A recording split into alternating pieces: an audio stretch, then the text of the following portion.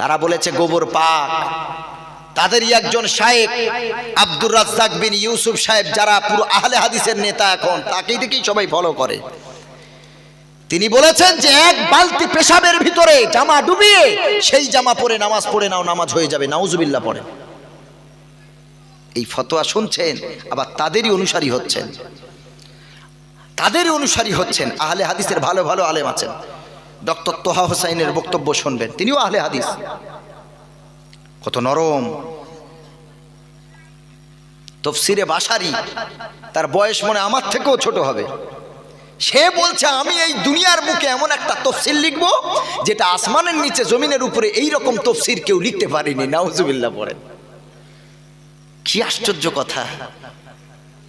সাহাবীদের তফসির, তাদের তফসিরের থেকে না কেউ ভালো তফসির লিখবে। কি অহংকারী কথাবার্তা! আল্লাহ মাফ করুক। এদের কারণে আজকে দেখেন না, যারা শুরু থেকে বুকে হাত বাঁধে, কোনো অসুবিধা নাই। তুমি বাপদাদার আমল থেকে অনেক শুরু থেকে তুমি বুকে হাত বাঁধার হাদিসটা আমল করছো, ঠিক আছে, কোনো অসুবিধা নাই। হঠাৎ করে তুমি নাভির নিচে হাত বাঁধতে বাঁধতে মোবাইলে কি ভিডিও দেখেছো, তুমি জোহরের নামাজটা মাগরিবের নামাজটা শুরু করছো, এতদিন নিচে বাঁধতে এখন তুমি ওপরে বাঁধা শুরু করছো। দ্বন্দ্ব হবে না? হবে না বলেন? আর এলাকায় ফেতনা হবে না? হবে না? নবীর একটা হাদিস আমল করতে গিয়ে তুমি যে ফেতনা করলে, তোমার ওই হাদিস আমলের চেয়ে হারাম কাজ করলে তুমি। নবীর তো হাদিস আছে, তবে যেটা পালন করছো ওটা না করে হঠাৎ করে, তার মানে বোঝা গেল তুমি এতদিন যে হাদিসটা এভাবে নিয়ত করেছো নাভির নিচে, তুমি মনে করলে এটা জাল হাদিস, মিথ্যা হাদিস। নবীর এই একটা হাদিসকে তুমি মিথ্যা মনে করে তোমার ঈমান থাকতে পারে? তুমি তাদের বক্তব্য শুনে তুমি হঠাৎ করে নাভি এইভাবে বুকে হাত বাঁধতে শুরু করলে, এইটাকে সহি মনে করলে, আর ওটাকে তোমার ধারণা এমন এসেছে, এমন তোমার খারাপ ধারণা এসেছে, ওই হাদিসটা একেবারে জাল, একেবারে জাল। নাউজুবিল্লাহ, আস্তাগফিরুল্লাহ। আল্লাহর নবী সাল্লাল্লাহু আলাইহি সাল্লাম বলেন, ইন্না বাইনা ইয়াদাই সাআতি ফিতানান কাআন্নাহা কিতাউল লাইলিল মুজলিম। আল্লাহর নবী মুহাম্মদুর রাসূলুল্লাহ সাল্লাল্লাহু আলাইহি ওয়াসাল্লাম বলেন, কিয়ামতের পূর্বে এমন একটা ফিতনার আবির্ভাব হবে, কাআন্নাহা কিতাউল লাইলিল মুজলিম। ওই ফিতনাটা হবে রাতের ঘন কালো অন্ধকারের মতো। হাদিসটা একটু মন দিয়ে শোনেন। এদের ব্যাপারে নবীজি ১৫০০ বছর আগে সতর্ক করেছেন। আল্লাহর নবী বলেন, কিয়ামতের আগে এমন একটা ফিতনার আবির্ভাব হবে, রাতের কালো ঘন অন্ধকারের মতো ফিতনা। ইসবিহুর রাজুলু ফিহা মুমিনান, একটা মানুষ সকালবেলা উঠবে মুমিন হয়ে, ওয়া ইউমসি কাফিরান, আর সন্ধ্যায় হয়ে যাবে কাফির। সকালে সে থাকবে মুমিন এই ফিতনার সময়, আর সন্ধ্যায় হয়ে যাবে কাফের, বেঈমান। কেন সন্ধ্যায় কাফের হলো আর সকালে ঈমানদার হলো? সকালবেলা ফজরের নামাজ পড়েছে, নবীজির নাভির নিচে হাত বাঁধার হাদিসটা আমল করে নামাজ পড়েছে, আল্লাহর কাছে বিনয়ী হয়ে নামাজ পড়েছে। ওরে মুসলমান, আর আসরের সময় শুয়ে শুয়ে ভাত খেয়ে বুকের হাদিসটা শুনে মাগরিবের নামাজটা হঠাৎ করে বুকে, এ নামাজের নিয়ত বেঁধেছে পাশে একজন, ও চেনাশোনা নিয়তটা বেঁধেছিল এভাবে, ওর পাশের দৃশ্য দেখে নিয়ত ছেড়ে ওর দিকে দেখছে এভাবে। এর কি হলো রে? কারণ এতদিন তো দেখেছো একরকম নামাজ পড়তে, এখন যেই ও বুকে হাত বেঁধেছে এভাবে দেখছে, নিয়ত ছেড়ে দিয়েছে পাশের লোক। সকালবেলা নামাজ পড়েছে নাভির নিচে হাত বেঁধে ঈমানদার,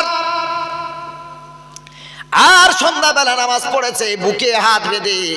বুকে হাত বাঁধার হাদিস আমল করলে গুনাহ হবে না, সওয়াব পাবেন। কিন্তু আপনি এক হাদিস আমল করতে গিয়ে আর এক হাদিসকে ছোট চোখে দেখবেন। আপনি এক হাদিসকে ছোট চোখে দেখার কারণে আপনি আর ঈমানদার থাকলেন না। আমরা তো নাভির নিচের হাদিসটাও সমর্থন করি, বুকের বাঁধাটাও সমর্থন করি। যদি আমরা না করতাম তো আমাদের বাড়ির মেয়েরা কোথায় হাত বাঁধে বলেন না? বুকে হাত বাঁধে তো। ওরা যুক্তি দেয়, ইমাম আজম আবু হানিফা রহমাতুল্লাহ আলাইহি কত বড় ইমাম, 4 জন ইমামের শ্রেষ্ঠ ইমাম, জোরে বলেন সুবহানাল্লাহ। তিনি এভাবে আমাদেরকে রাস্তা বলে দিলেন যে নবীর হাদিস যেমন বুকেরও আছে, নাভির নিচেরও হাত বাঁধার হাদিস আছে। তাহলে আমরা যদি একটা মানতে চাই আর একটা মানা হবে না, একটার উপরে আমল করতে চাইলে আর একটা হবে না। ইমামে আজম আবু হানিফা রহমতুল্লাহ আলী বিচক্ষণ মানুষ, তিনি বললেন এটা কি করলে হয় না যে একটাই ফ্যামিলিতে, আমাদের প্রত্যেকের ফ্যামিলিতে নবীর দুটো হাদিসে আমল হয়ে যাবে। আমরা পুরুষেরা নাভির নিচেরটা আমল করব, আর আমাদের মা আমাদের বোন তারা বুকের নবীর বুকের বাঁধার হাদিসটা আমল করবে। তাহলে এক পরিবারে নবীর দুই হাদিসের মালা বন্ধনটা থাকবে, এক নবীর এক পরিবারে নবীর দুই হাদিসটা আমল হয়ে যাবে। জোরে বলেন সুবহানাল্লাহ। আমাদের তাকবীর থেকে শুরু করে আর সালাম ফেরানো পর্যন্ত কারোর বাবার ক্ষমতা নেই যে একটা আমল আমাদের হাদিস কোরআনের বাইরে আমরা করি। আমরা যেভাবে নিয়ত বাঁধি হাদিসে আছে, যেভাবে আমরা রুকু করি হাদিসে আছে, আমরা রাফুল ইয়াদাইন করি না, মানে যারা অনেকে দেখবেন ওটাও হাদিসে আছে, রুকু থেকে উঠে আবার একবার হাতটা এইভাবে ঝেড়ে নেয়, এটাও হাদিসে আছে। তবে আমরা করি না কেন? আমাদের না করারও হাদিস আছে, তাদের করারও আছে, আমাদের না করারও আছে। ঈদের নামাজ হয় 6 তাকবীরে, খোদার কসম করে বলছি 6 তাকবীরের হাদিসও সহি, 12 তাকবীরের হাদিসও সহি, অথচ আমাদের 6 তাকবীরের হাদিস সহি জানার পরেও তারা বলেছে এটা জাল। নাউজুবিল্লাহ, নাউজুবিল্লাহ। তারা বলে আমরা কোনো মাযহাব মানি না, অথচ তাদের যে ভিতরে কত মাযহাব হয়ে গেছে আল্লাহ ছাড়া কেউ জানে না। এই জন্য ডক্টর খন্দকার আব্দুল্লাহ জাহাঙ্গীর রহমতুল্লাহ আলী, এই যে নামটা বলছি মাথায় রাখবেন, খন্দকার আব্দুল্লাহ জাহাঙ্গীর রহমতুল্লাহ আলী 2010 সালে তিনি ইন্তেকাল করেছেন রোড অ্যাক্সিডেন্টে। প্রায় 24 থেকে 25টা কিতাব লিখেছেন তিনি। আমার কাছে প্রায় 21 থেকে 22টা পেয়েছি, একটা দুটো এখনো পাইনি। বক্তব্যগুলো শুনবেন ইউটিউবে, চোখের কোণায় পানি চলে আসবে। প্রত্যেকটা প্রশ্নের উত্তর তিনি হাসি মুখে দিতেন। তার কাছে একজন প্রশ্ন করেছিল এই মাযহাব সম্পর্কে, তো তিনি উত্তর দিতে গিয়ে বলেছিলেন যারা বলে আমরা মাযহাব মানি না, মাযহাব মানে আমরা এক ইমামের অনুসারী, আরেক দল আরেক ইমামের অনুসারী, চারটে তো বড় বড় ইমাম, তো কেউ কোন দল কোন ইমামের অনুসারী, আর এক দল আহলে হাদিস তারা বলেছে কোন ইমামকে মানি না। তো মানবে কাকে? ইমাম দরকার নেই, তারা মানবে ব্রাদার রাহুল হোসেনকে। হাফেজও না, মাওলানাও না, কোরআনও পড়তে জানে না।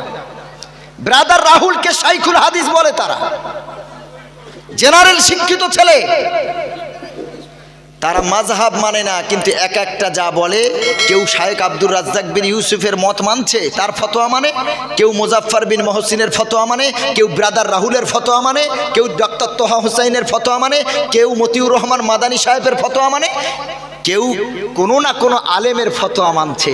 আমি মনিরুল ইসলাম বলি, তোমাদের সব আলেম যদি এক পাল্লায় দাও, আর আমাদের ইমামে আজম আবু হানিফা রহমাতুল্লাহ আলাইহির ইলমকে শিক্ষাকে যদি আরেক পাল্লায় দাও, তোমাদের সব শায়েখের ইলম একদিকে, আমাদের ইমামে আজম আবু হানিফা রহমাতুল্লাহ আলাইহির ইলম আরেক দিকে। জোরে বলেন সুবহানাল্লাহ। তোমাদের শায়েখ মানতে অসুবিধা নাই, আমাদের ইমাম মানতে কিসের অসুবিধা? তোমাদের শাইখুল হাদিস, শায়েখদের থেকে আমাদের ইমাম অনেক বড় জ্ঞানী। ভাইরা আমার, ইমামে আজম আবু হানিফা রহমাতুল্লাহ আলাইহির কত জ্ঞান শোনেন। আমার মায়েরা, আওয়াজ হচ্ছে মনে হয়, কোথায় গো? কথা বলবেন না, একটু আওয়াজ আস্তে করেন। চাটা না দিলে আর হয় না, খাওয়ার দরকার নেই চাটা। আমি খাইনি, আপনারা খাচ্ছেন কেন? একটু শোনেন না, দুটো কথা বলি। ইমামে আজম আবু হানিফাকে জিজ্ঞাসা করা হলো, আল্লাহ যে এক, এটা যদি প্রমাণ করতে পারে। একজন নাস্তিক প্রশ্ন করেছে, ওরে মুসলমানের দল, আলেমের দল, আল্লাহ যে তোদের এক, এটা যদি প্রমাণ করতে পারিস, তাহলে আমি নাস্তিক তোদের আল্লাহকে আল্লাহ বলে মেনে নেব। ইরাকের বুকে হাজার হাজার লাখ লাখ ওলামারা এক জায়গায় হয়ে এর উত্তর খুঁজে পায় না যে আল্লাহ এক কেমন করে প্রমাণ দেব। খবরটা চলে গেল ইমামে আজম আবু হানিফা রহমতুল্লাহ আলাইহির কাছে। তখন বয়স তার খুবই অল্প। এই আওয়াজ শোনার পর তিনি মুচকি হেসে বলে, চলো আমি রাজ দরবারে যেতে চাই। ওখানে উত্তর হবে, ওখানে সব ধরনের মানুষ থাকবে, নাস্তিক থাকবে, মুসলমান থাকবে, হিন্দু থাকবে, খ্রিস্টান থাকবে, সবাই থাকবে। আর আল্লাহ যে এক, আমি ওখানে গিয়ে প্রমাণ করব। সুবহানাল্লাহ পড়েন। কিভাবে প্রমাণ হবে আল্লাহ এক? যেই নাস্তিক বলেছিল যে আল্লাহ এক যদি প্রমাণ করতে পারে আমি আল্লাহকে এক আল্লাহ বলে মেনে নেব, ইসলাম ধর্ম গ্রহণ করব, নাস্তিক্যবাদ ছেড়ে দেব। ইমামে আজম আবু হানিফা রহমাতুল্লাহ আলাইহি ওই নাস্তিক উপরে বসেছিল, তাকে বলল তুমি নিচে বসো, আমাকে জায়গা ছেড়ে দাও। কারণ যে প্রশ্ন করে প্রশ্নকারী